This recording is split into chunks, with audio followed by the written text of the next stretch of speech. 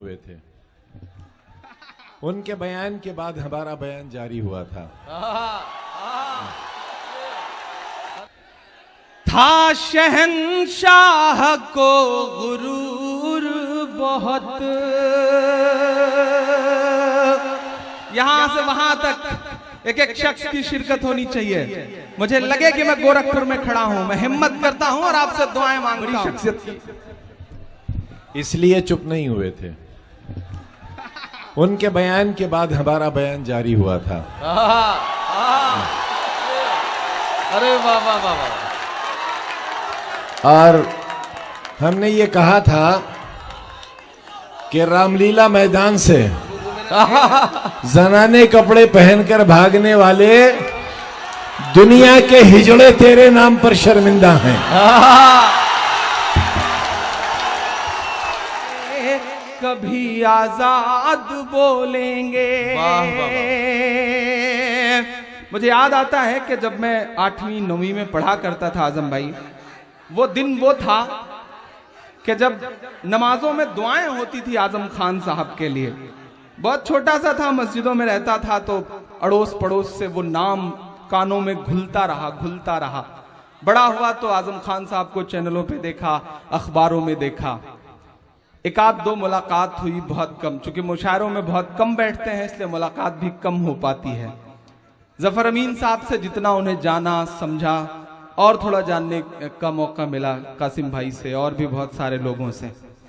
आज मेरी आंखों के सामने ये यूनिवर्सिटी के तमाम फोटोज हैं। जौहर यूनिवर्सिटी हमारी आंखों के सामने है, आजम साहब हमारी आंखों के सामने। मैं 4 मिसरे पढ़ता हूं गोरखपुर वालों, अगर सच्चे हों तो आप ये महसूस करना कि इमरान जैसा एक शायर जो सिर्फ आपका दर्द गाता है वो 4 मिसरे पढ़ने को मजबूर क्यों हुआ। मैं पढ़ता हूं, सच्चे हो तो दुआ देना। कि लुटा दें तेरी खातिर जान, फिर भी गम नहीं होगा।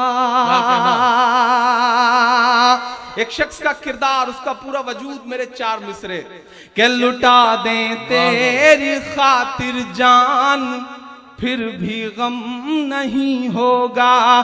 तेरे जैसा कोई अब जख्म का मरहम नहीं होगा।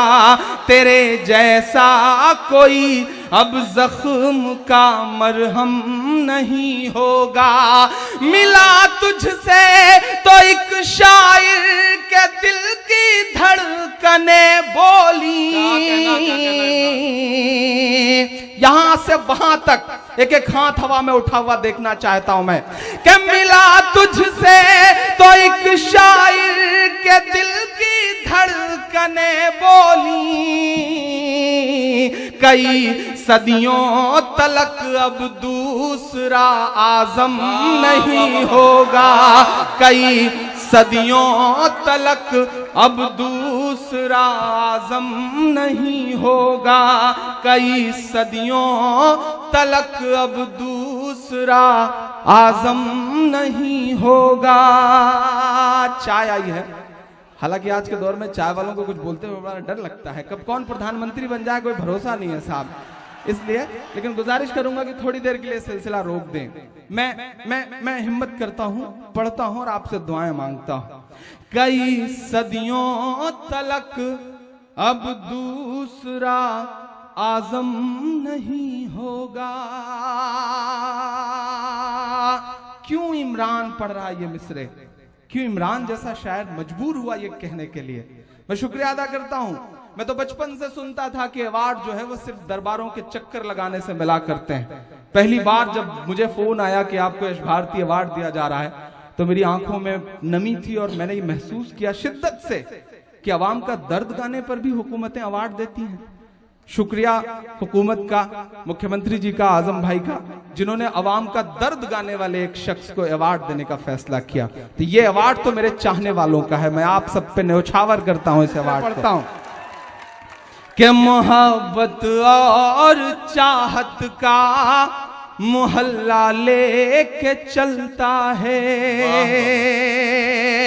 क्यों इमरान पढ़ रहा है ये मिसरे, कुछ तो बात होगी साहब। सियासत को एक किनारे रख दीजिए और इमरान के मिसरे सुनिए।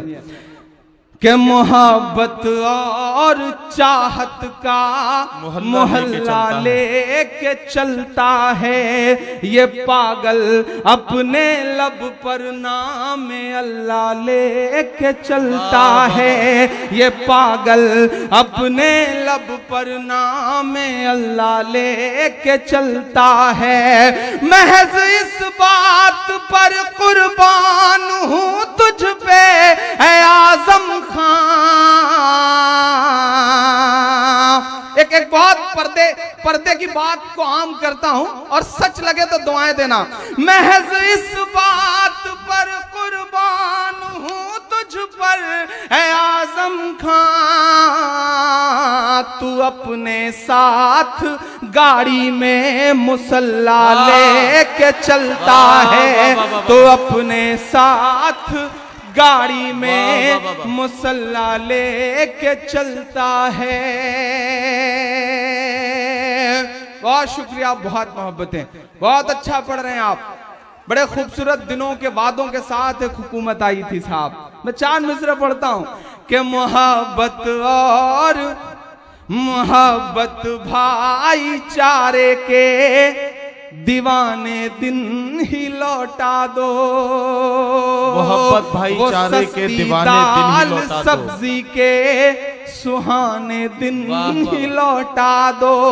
ये अच्छे दिन तो अंबानी अडानी को मुबारक हो। फिर पुकारता हूं आपको, ये अच्छे दिन तो अंबानी अडानी को मुबारक हो, हमें ऐसा करो साहब पुराने दिन ही लौटा दो, हमें ऐसा करो साहब पुराने दिन ही लौटा दो। लेकिन मैं बहुत छोटी सी बात मुझे याद आती है कि संसद की सीढ़ियों से पहले प्रधानमंत्री पंडित जवाहरलाल नेहरू जी उतर रहे थे। उनके साथ उस वक्त के बहुत बड़े कवि, राष्ट्र कवि रामधारी सिंह दिनकर उतर रहे थे। एकाएक नेहरू जी का पांव लड़खड़ाया, नेहरू जी गिरने को हुए कि दिनकर जी ने उनका हाथ थाम लिया। तो नेहरू जी ने कहा कि दिनकर जी आपका बहुत शुक्रिया, आपने मुझे गिरने से बचा लिया। तो दिनकर जी के जवाब को हम तमाम शायरों का जवाब समझा जाए।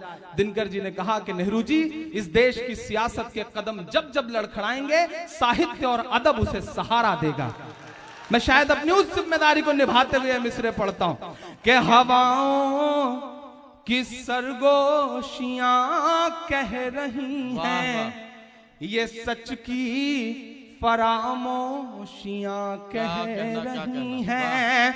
हवाओं की सरगोशियां कह रही हैं, हवाओं की सरगोशियां कह रही हैं, ये सच की फरामोशियां कह रही हैं।